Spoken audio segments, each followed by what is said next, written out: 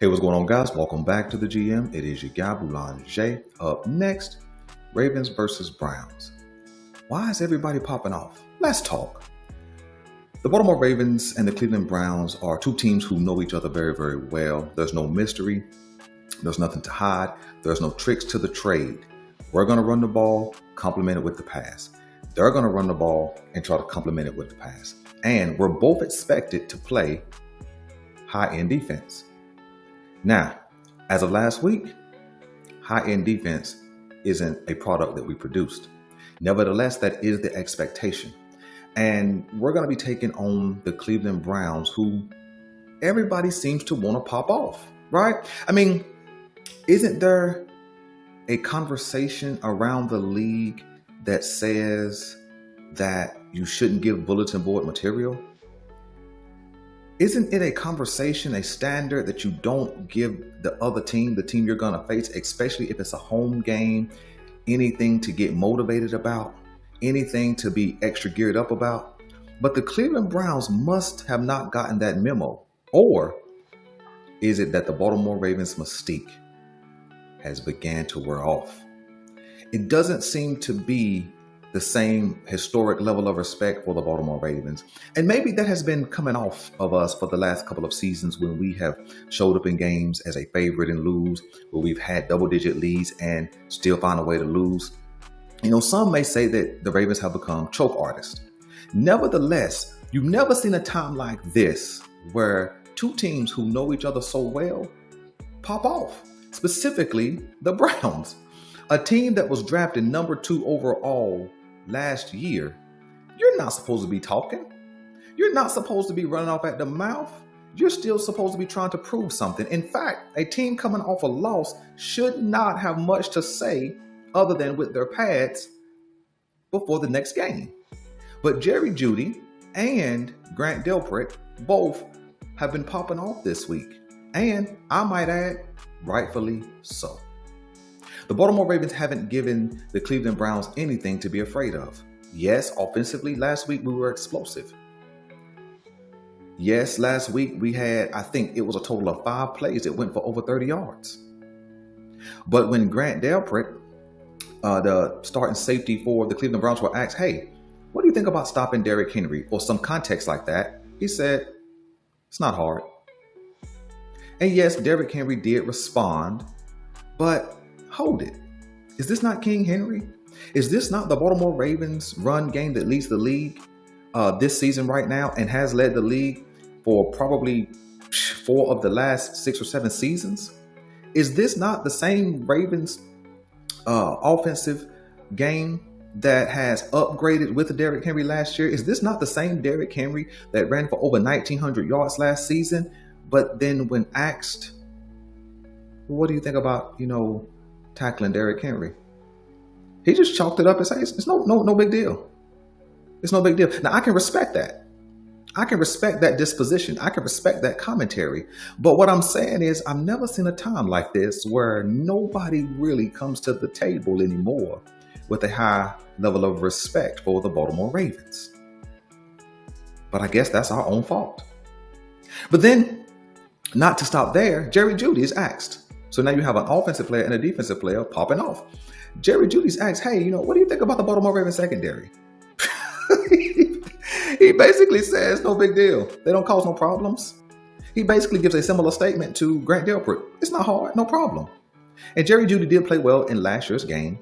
He was a factor in the game where Jameis Winston just kept bombing away and ended up with a victory.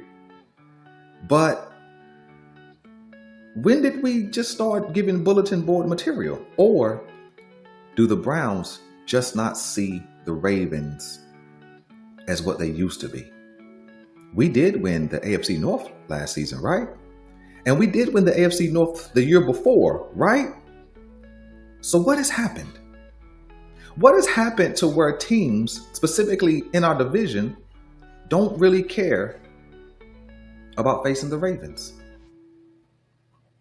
Well, everybody's entitled to their own opinion. But what I'll tell you as of right now, I don't blame them. The Ravens defense didn't show anything last week that would cause Jerry Jeudy to say they're a problem. And to go deeper, the Baltimore Ravens offense from last week, although was explosive and we put up a lot of points, beyond the big play, we didn't do a whole lot. Yeah, we ran off some big runs. I will admit that. Zay and Lamar connected for some big passes. But when you look at an offense that has to continue to move the ball with consistency down the field, what happens if the Cleveland Browns don't allow us those big plays? What if the Cleveland Browns choose to keep everything in front of them? Do we have the capacity to put drives together with consistency and go get points? See, the easy answer is to say yes. The easy answer is to simply say yes. Why? Because we're fans. But do we? That's a question. You see, what I think is going to happen in this game in particular, and we'll go deeper in keys to victory on tomorrow, I think the Cleveland Browns are going to play the Baltimore Ravens offense just with their front four.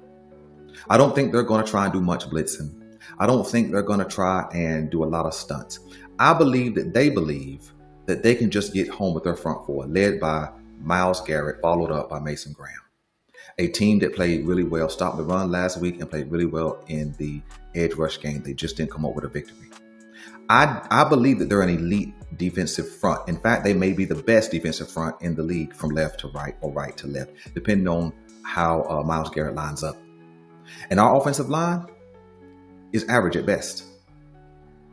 I'm not knocking the offensive line. We've had this offensive line conversation for a long time now. It's average at best. So when elite meets average, it's going to be interesting what happens. I think Lamar Jackson is going to have to be at his very best. I think he's going to have to put on the Action Jackson cape tomorrow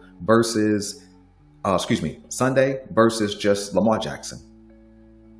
I believe he's going to have to pull out the Action Jackson cape. I think that's the only way we win on Sunday. I do not think Derrick Henry has a big game. I think Derrick Henry will be somewhere around the 80-yard mark, and I think it'll be a tough 80 yards. So it's going to have to be Lamar Jackson with his arm and with his pass.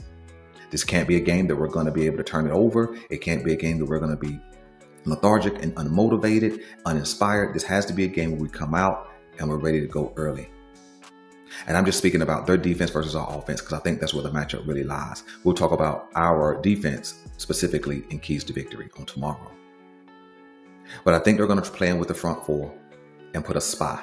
That has been the most effective way to play Lamar Jackson. Rushing with the front four, especially if you have a top-notch edge rusher, which they do have, the best in the league in Myles Garrett, and put a spy on Lamar Jackson, which helps minimize his ability to escape the pocket.